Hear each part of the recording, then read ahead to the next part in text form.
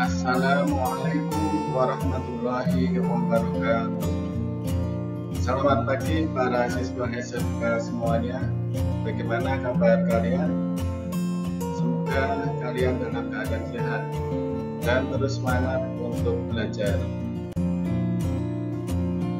Baiklah para siswa semuanya, selamat berjumpa kembali dengan saya pada materi pelajaran teknik pemesinan CNC Tandingan untuk kelas 12 SMK pada sesi yang kedua ini untuk materi alat potong, parameter pemotongan, dan toolpath.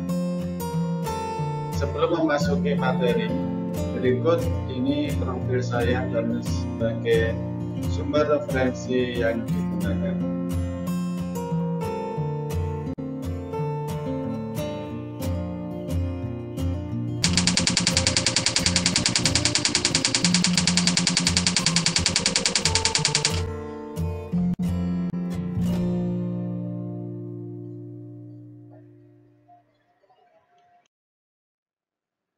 Baiklah para siswa semuanya, pada sesi kali ini, pada bagian yang kedua, kita akan membahas tentang jenis alat potong dan parameter pemotongan pada CNC milling, dan juga untuk pemrograman pembuatan beberapa jenis toolpath pada CAM milling.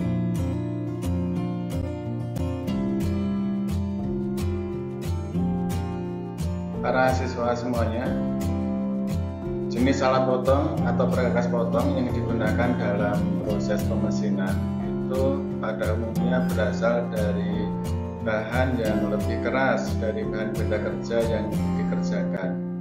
Sebagaimana kalian pernah mempelajari dan mempraktekkan dalam praktek teknik pemesinan press konvensional maupun teknik pemesinan bubut, di sana Anda pernah melaksanakan praktek proses pemotongan benda kerja, di mana jenis alat potong yang digunakan itu tentunya lebih keras dari benda kerja yang dikerjakan. Nah, untuk bahan dalam pembuatan alat potong ini terbuat dari beberapa jenis bahan. Ada yang terbuat dari HSS atau baja kecepatan tinggi, dan juga untuk jenis alat potong jenis karpet, dan untuk jenis alat potong ada yang dari CPN atau kubik barometrit, dan juga ada yang lebih keras yaitu intan. Sebelum kita memasuki pada materi lebih jauh lagi, kita perhatikan dengan seksama video berikut ini.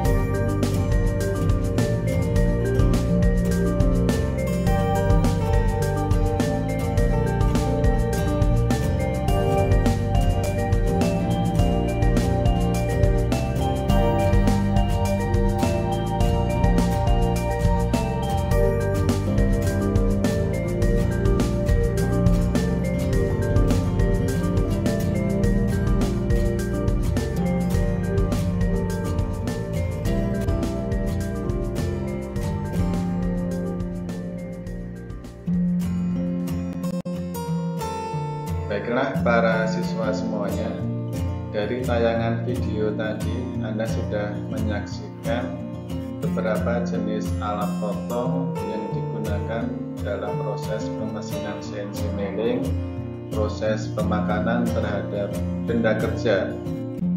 Dan itu adalah beberapa jenis alat potong yang digunakan di dalam industri manufaktur maupun industri pemesinan. Untuk ini, maka akan saya kenalkan beberapa jenis alat potong atau tool yang nantinya ada beberapa yang akan kita gunakan di dalam praktek maupun aplikasi nanti di dalam industri pemesinan.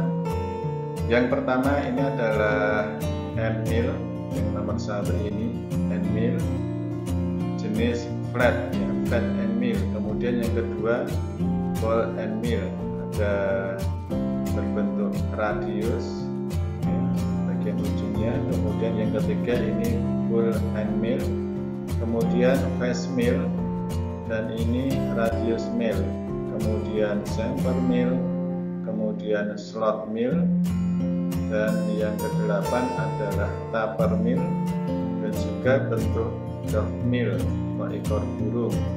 Kemudian yang ke-10 ini adalah lollipop mill, kemudian drill untuk membuat lubang bor, kemudian rimmer membesar lubang, kemudian bor. Kemudian yang ke-14 ini adalah tab kanan dan tab kiri, ya. Kemudian ada center drill, kemudian spot drill, kemudian counter sink, kemudian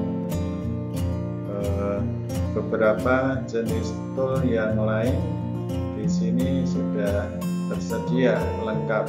Bahkan nanti di program Mastercam nanti juga ada pilihan tool yang akan kita gunakan sesuai dengan jenis pemrograman yang kita rencanakan atau kita buat. Nah, alat potong atau tool pada mesin CNC milling itu memiliki banyak gigi potong dan bentuk yang cukup rumit. Jika kita amati ketika kita pernah melaksanakan praktek press konvensional, kita pernah melihat atau menggunakan jenis hand mill, baik itu 2 flute atau 3 flute. Karena pada pisau press jenis hand mill atau pisau jari ini ada yang memiliki jumlah gigi 2 sisi atau 2 flute dan 4 sisi atau 4 flute.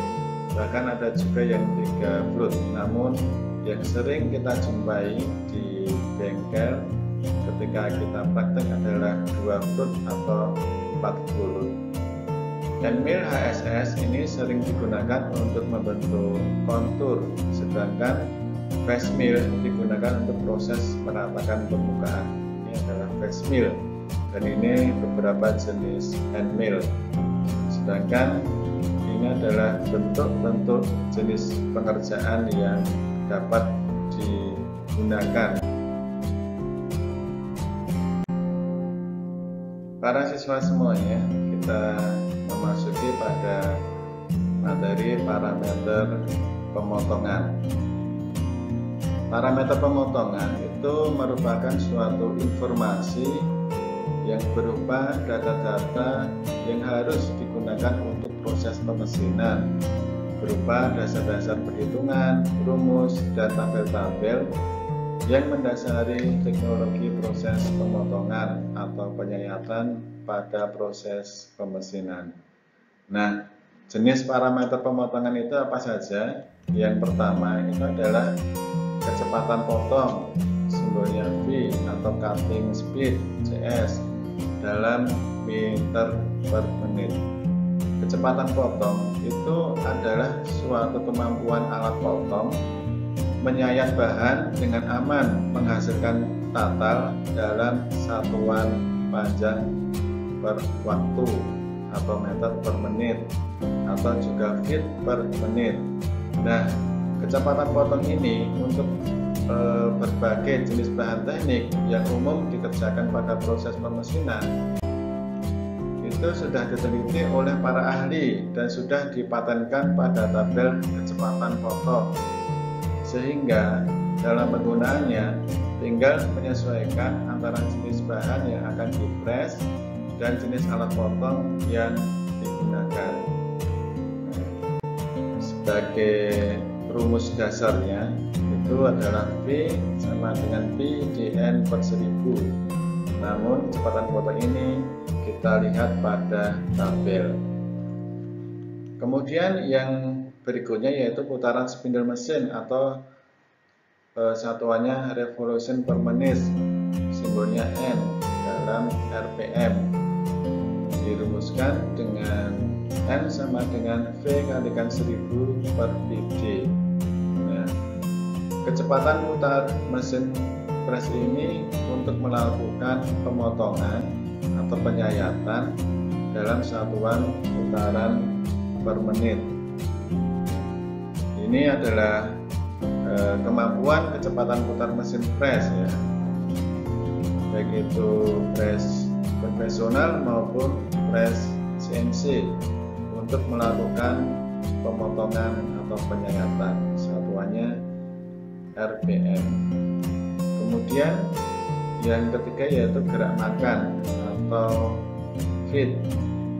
Gerak pemakanan pada proses pemesinan pres atau milling ini ditentukan dengan mempertimbangkan beberapa faktor seperti kekerasan bahan, kedalaman penyayatan, sudut-sudut sayat alat potong, bahan alat potong, ketajaman alat potong, dan kesiapan mesin yang akan digunakan. Nah, untuk rumusnya yaitu F sama dengan F kecil Z kalikan Z dikalikan dengan N. Nah, atau F sama dengan F kecil dikalikan N, dimana untuk F besar itu adalah gerak makan, satuannya milimeter per menit. Kemudian F kecil Z itu adalah gerak makan per gigi, sedangkan F kecil itu adalah gerak makan, satuannya milimeter per putaran. Dan Z itu adalah jumlah mata sayap pisau, apakah 2 flut atau 4 flut. Kemudian N itu adalah putaran spindle dalam satuan RPM. Para siswa semuanya, pada sesi berikutnya kita akan membahas tentang pembuatan toolpad. Pada bagian yang pertama di awal dulu, kita sudah pernah mempelajari tentang alur proses pemrograman secara umum, dimulai dari drawing part, apakah 2 dimensi atau 3 dimensi. Bagian ini sudah kita pelajari pada bagian pertama. Setelah itu baru kita pemilihan jenis mesin dan juga creating toolpad, jenis toolpadnya, kemudian pemilihan toolnya, kemudian pengaturan parameter-parameternya.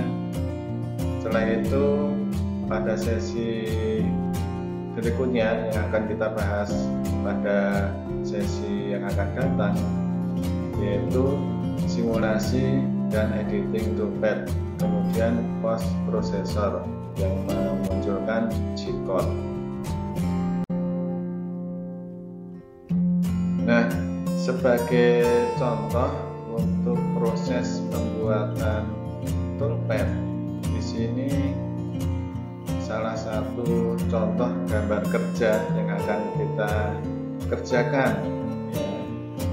Gambar kerja ini sudah kita kerjakan pada bagian yang pertama untuk pembuatan desain 2 dimensi. Nah, dari sini kita lihat bahwa titik 0 benda kerja itu berada di sini, pojok depan atas, sisi kiri ya, kiri depan atas ya. Langkah yang pertama yang harus kita kerjakan adalah pemilihan jenis toolnya. Toolnya kita tentukan terlebih dahulu.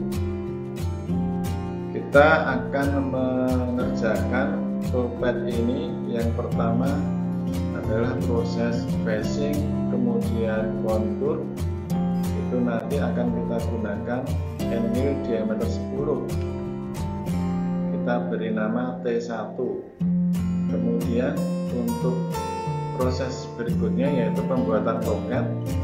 Ada dua pocket ini, pocket yang panjang 28 lebar 10, kemudian ada pocket lingkaran. Ini kita gunakan end mill diameter 6. Kenapa tidak menggunakan 10? Nah, kita lihat di sini salah satu pocket di sini, ujung dari pocket itu radiusnya 3. Kita harus menggunakan end mill maksimal berjari-jari 3 atau diameter 6, sehingga kita gunakan yang diameter 6. Kemudian proses yang ketiga yaitu drill. Drill ini diameternya 5. Kita beri nama T3. Jadi ada 3 jenis tool, T1, T2, dan T3. Untuk end mill yang kita gunakan 2 stud. Sedangkan bahan benda kerjanya aluminium seri 7 atau durarium. Dan kecepatan potong kita tentukan, kita lihat dari tabel ya, VC sama dengan 70 meter per menit.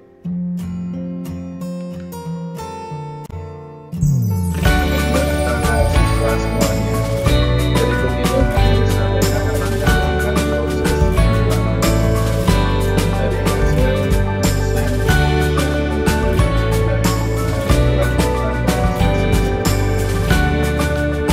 langkah yang pertama itu kita buka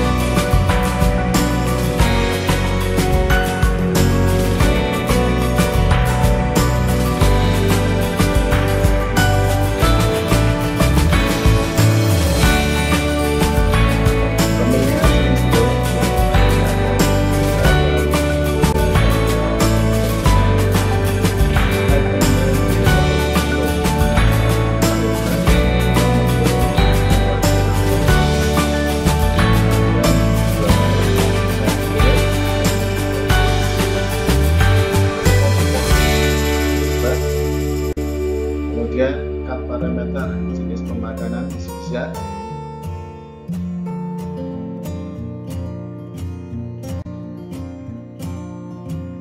Dekatnya kosong saja, kemudian linking part kita atur absolut semuanya. Depthnya cukup 0 saja karena proses facing. Kalau sudah di OK, kita coba proses simulasi ini tidak akan terkena penyayatannya, sehingga pengaturan benda kerjanya kita naikkan setengah mili biar proses facing dapat termakan oleh alat potong. Kita coba simulasi. Sudah tersayat proses facingnya.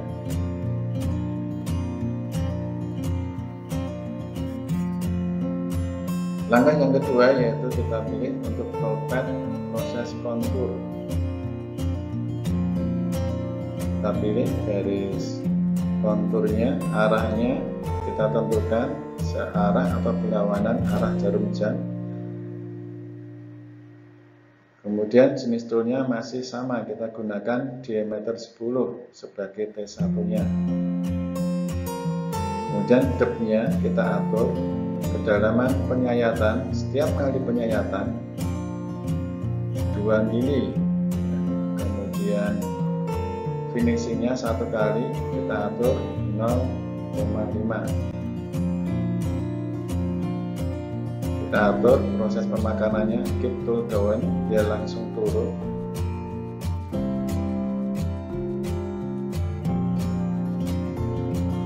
Lead in dan outnya kita atur 70%. Kemudian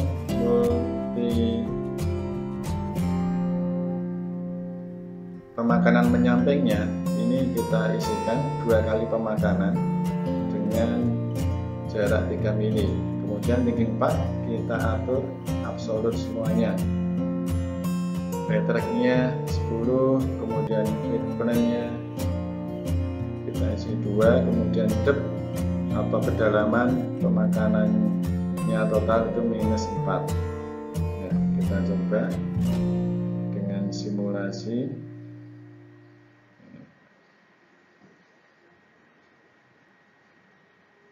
Dimulai dari facing, ya, kemudian kontur.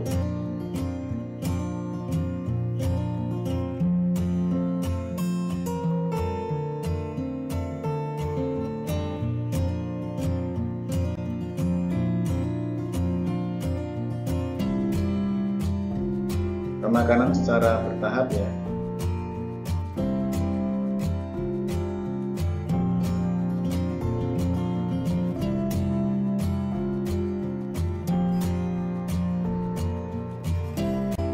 Kita lanjutkan toolpath yang berikutnya, yaitu untuk proses pocketing. Ada 2 pocket, yaitu pocket segi 4 dan lingkaran. Kita klik secara bersamaan. Proses pocket dilakukan yang kotak dulu, kemudian lingkaran. Kita pilih jenis toolnya yang diameter 6, flat and mill. Kita cari flat and mill, kita cari dulu ya. Kemudian oke, kita ubah nomor and mill-nya nomor 2, kemudian floatnya 2, calculate oke. Selanjutnya pengaturan cut parameter.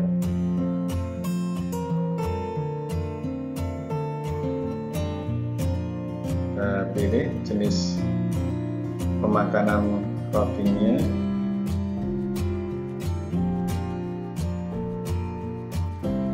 Ya, kita atur lead in out, proses pemakanan masuk dan keluarnya.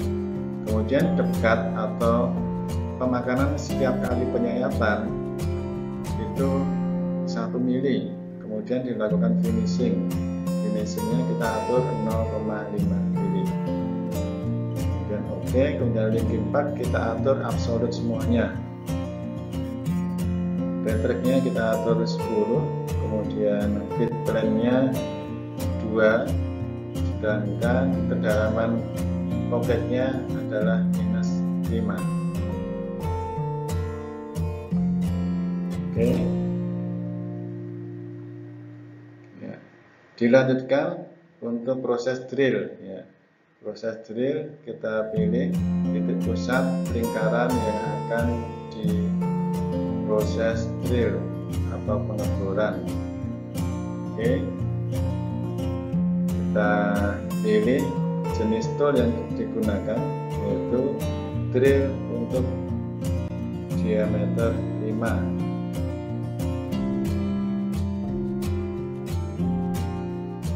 Kita ganti nomor drill-nya adalah nomor 3, nomor 3. Kemudian oke. Selanjutnya pengaturan cut parameter. Nah, ini kita pilih yang per drill. Kita isikan bednya 1. Kemudian linking parameter, backtracknya 10. kedalamannya -5.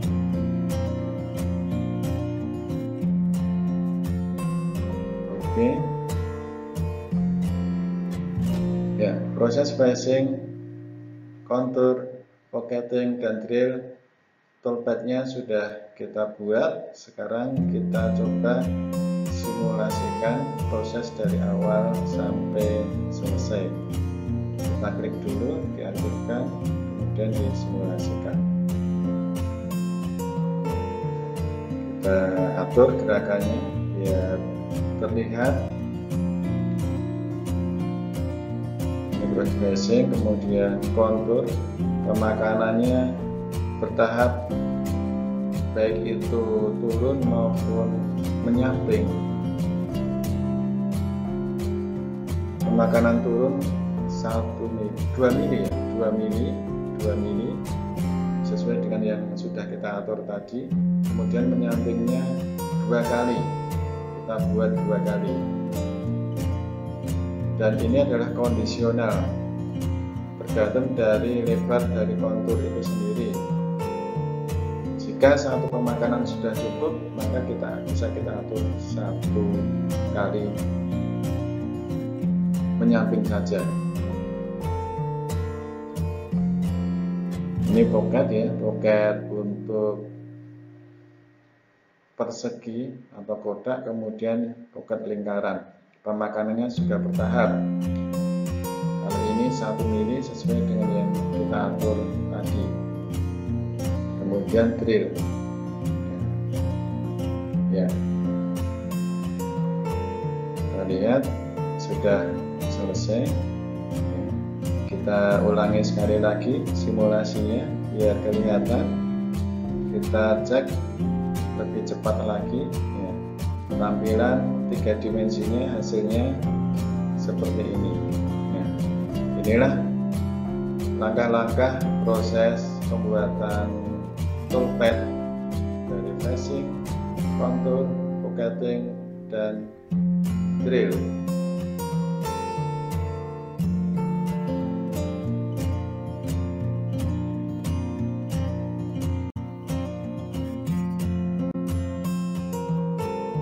Para siswa semuanya, dari tampilan langkah-langkah pembuatan toolpad tadi, kita sudah bisa memahami bagaimana cara membuat pemrograman dengan Mastercam sampai pada pembuatan toolpad.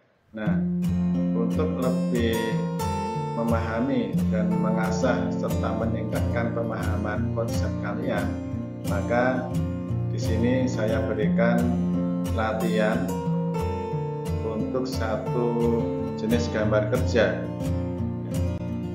Buatlah perencanaan jenis alat potong yang digunakan untuk mengerjakan seperti gambar di bawah ini. Nah, kemudian tentukan proses alur pembuatan toolpadnya.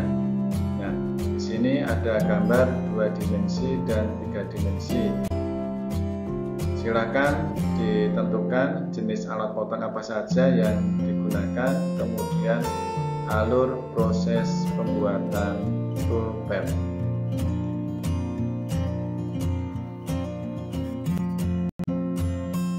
Para siswa semuanya, sebagai akhir dari sesi kali ini, untuk lebih meningkatkan pemahaman kalian dan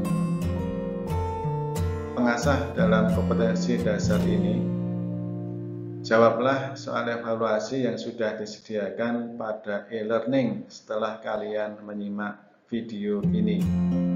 Demikian penjelasan dari saya. Jika ada yang kurang, mohon maaf. Pesan saya, tetaplah selalu belajar dan jaga kesehatan. Terima kasih. SMK bisa, SMK hebat. Siap kerja, santun, mandiri, kreatif. Assalamualaikum warahmatullahi wabarakatuh.